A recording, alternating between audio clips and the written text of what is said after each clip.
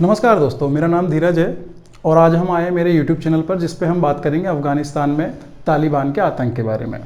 तो जैसा आप लोगों ने न्यूज़ चैनल पे या सोशल मीडिया पे इंटरनेट के ज़रिए देखा होगा कि जो तालिबान है वो अफ़गानिस्तान में क्या कर रहा है और किस तरह की स्थिति उसने वहाँ पर पैदा कर रखी है।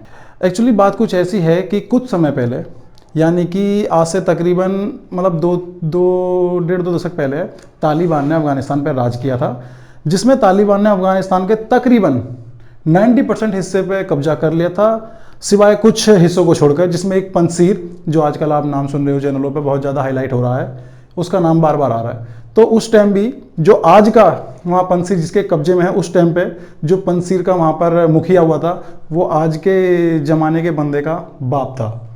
तो उसने भी उस टाइम पे तालिबान को अफ़गानिस्तान के पूरे हिस्से पे कब्जा नहीं करने दिया और इसी हिसाब से वो पंजशीर, वो हिस्सा तालिबान के कंट्रोल से बाहर रह गया।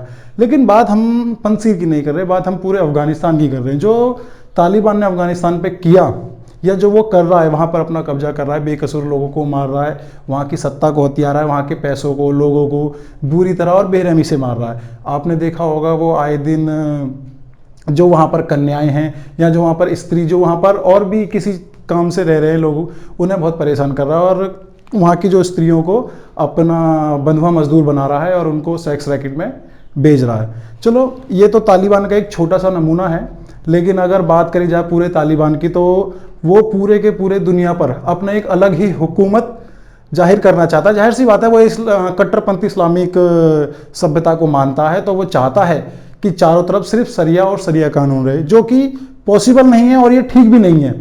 अगर देखा जाए तो शरिया कानून में तालिबान ये मानता है कि कोई भी स्त्री घर से बाहर नहीं निकल सकती, कोई भी स्त्री अपना इलाज किसी भी पुरुष के साथ नहीं करा सकती। अब एक बात बताइए, जब स्त्री को तुम पढ़ने ही नहीं दोगे तो वो डॉक्टर नहीं बनेगी, डॉक्टर नहीं बनेगी तो इलाज नहीं करेगी, और इलाज के लिए तुमने पुरुषों के साथ वैसे ही मना कर रखा है, तो ये कहाँ तक पॉसिबल हो सकता है। लेकिन अब तालिबान तो तालिबान है भाई, वो कुछ भी कर सकता है। वो अपने देश में स्त्रियों को बाहर जाने से रोक सकता है, पुरुषों से ये कह सकता है कि आप अगर कोई स्त्री जाएगी तो आप उसके साथ जाओगे, नहीं जाओगे तो भाई स्त्री को गोली मार दी जाएगी।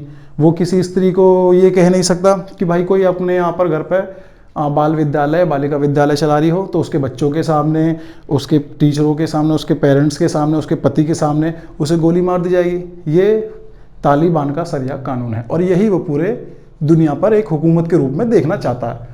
लेकिन क्या ये सही है? क्या जो तालिबान आज कर रहा है वो लोगों को मार रहा है? फिलहाल आपने देखा होगा काबुल एयरपोर्ट पर तालिबान कह लो या कह लो ISIS ने जो बम फोड़ा है, या 3 बम फोड़े हैं तकरीबन। वैसे तो मेरे ख्याल से तो ज़्यादा लोग अभी तक उसने तकरीबन 70-80 हज़ार लोगों को ज़्यादा मार दिया है तालिबान ने अफ़गानिस्तान के अंदर। लेकिन अब क्या करें, उस पर कोई कहा सुनवाई करने वाला नहीं है, कोई उससे पूछने वाला नहीं है। अगर किसी दूसरे मुल्क में कोई दूसरे मुल्क का बंदा किसी इस्लामिक देश पर आक्रमण कर दे या उसको किसी भी तरीके से प्रताड़ित करे, तो सारे के सारे इस्लामिक देश वाले एक होकर आवाज़ उठाते हैं और इस बारे में बात करते हैं। लेकिन अब तालिबान मार रहा है, अल्लाह का नाम लेकर मार रहा है, अल्लाह वाले बंदों को मार रहा है, लेकिन क्या कोई बोल रहा है? कुछ नहीं बोल रहा। तो इससे आप क्या समझते हो कि ये सब एक दिखावा है जो ये लोग वहाँ पर तालिबान के नाम से जो ये कर रहे हैं।